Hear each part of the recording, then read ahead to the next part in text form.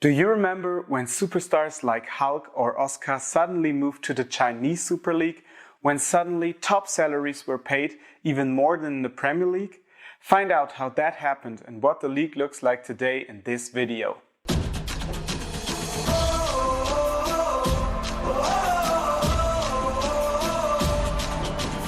The order came from the very top. In the early 2010s, Chinese President Xi Jinping had expressed the wish that China should win the title at a World Cup by 2030.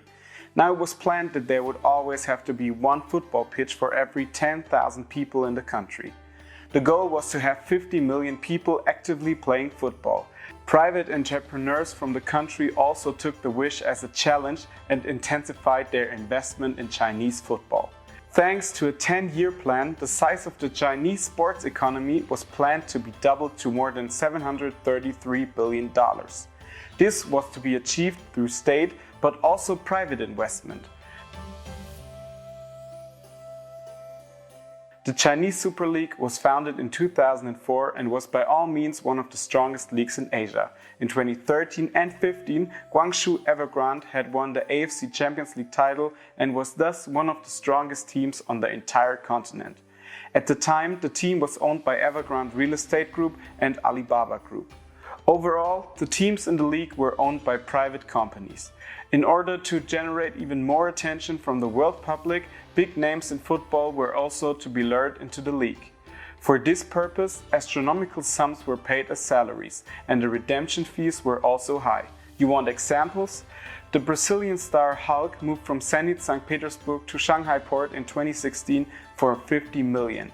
Alex Teixeira came close to agreeing a move with Liverpool before also moving from Shakhtar Donetsk to Jiangsu Suning in 2016 for 45 million. Jackson Martinez moved to Guangzhou for 38 million despite a poor season at Atletico Madrid. I could add Carlos Tevez, Oscar, Paulinho, Ramirez, Yannick Carrasco and many others to this list, but you can see the level of these transfers. They weren't players at the end of their careers, but in their prime with great offers from the strongest leagues in Europe. The whole world was talking about the transfers. Chinese football was in the focus, just as it was planned. But in order not to block the domestic players, the rule was that each CSL team could only have 5 foreign players in the squad, and only 3 of them could be on the pitch at the same time. The 2017 champions were once again Guangzhou Evergrande, with the top scorer being Israeli Aaron Zahavi of Guangzhou R&F. In the AFC Champions League, however, no team made it further than the semi-finals. The league continued to grow, thanks to a big media deal, and stadium attendance also increased slightly.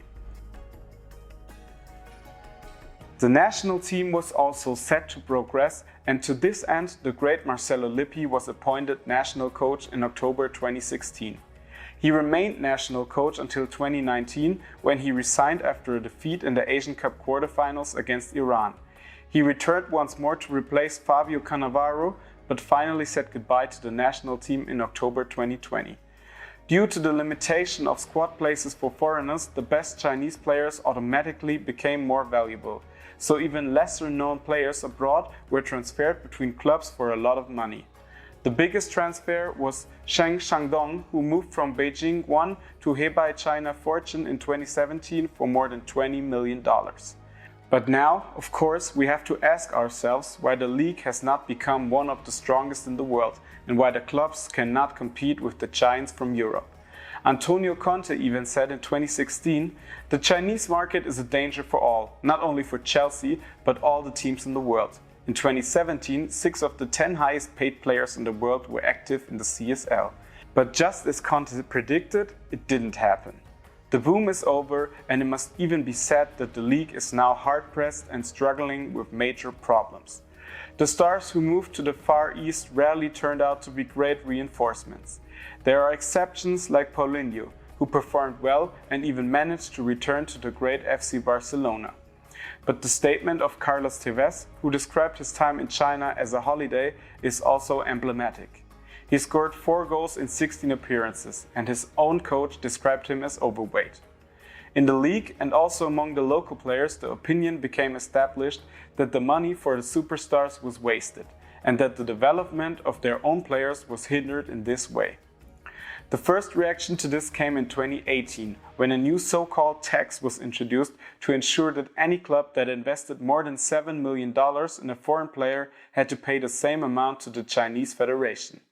This doubled the transfer fees for clubs and made big new signings almost impossible. In addition, companies were no longer allowed to integrate their own logo into the club logo, and the company name could no longer appear in the club name. This made investing in football much less attractive, because who in the big wide world would know which brand stood behind which club if there was hardly any recognition value?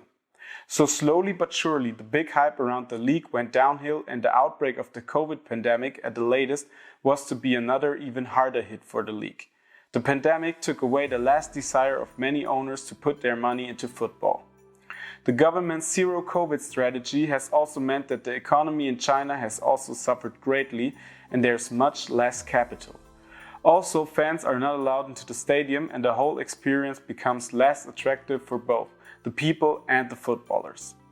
So the Big Bang happened, and in 2021, 16 clubs in the top 3 Chinese leagues were deregistered because of too many financial problems. The most prominent case was the 2020 champions Guangzhou Suning, who had to be dissolved just a few months after winning the title, after the Suning Holdings Group pulled out and no buyer could be found for a sale. The euphoria in the country has disappeared. The interest of the fans has suffered from the numerous negative reports. The 2022 season now started recently in June and will continue to be marked by the effects of the pandemic. A few big names still remain in the league, or Marouane Fellaini at Shandong Taishan. The Chinese appearance in the 2022 AFC Champions League also turned into a disaster, with Shandong picking up just 1 point in the group stage, Guangzhou not a single one, and Shanghai Port even having to withdraw because of the hard lockdown in the city. So what is the future of football in China? The national team missed out on the 2022 World Cup in Qatar. The 2023 AFC Asian Cup, which was supposed to be held in China, was given back to the AFC by the country's government because of the zero COVID policy. So there seem to be a lot of setbacks at the moment, and the original plan of the head of the state, Xi Jinping, will hardly be realized. The last few years have shown that development simply needs more time, patience, and less pressure. The aim was to reach the heights too quickly through crazy investments, and the crash was therefore even harder. What do you think? Will football in China manage to turn around and with a sustainable strategy over a longer period of time still be able to achieve the dreamed of goals? Feel free to write it in the comments. I'm curious about your opinions. If you enjoyed the video, please give a like and subscribe to my channel Football Worldwide. See you again soon.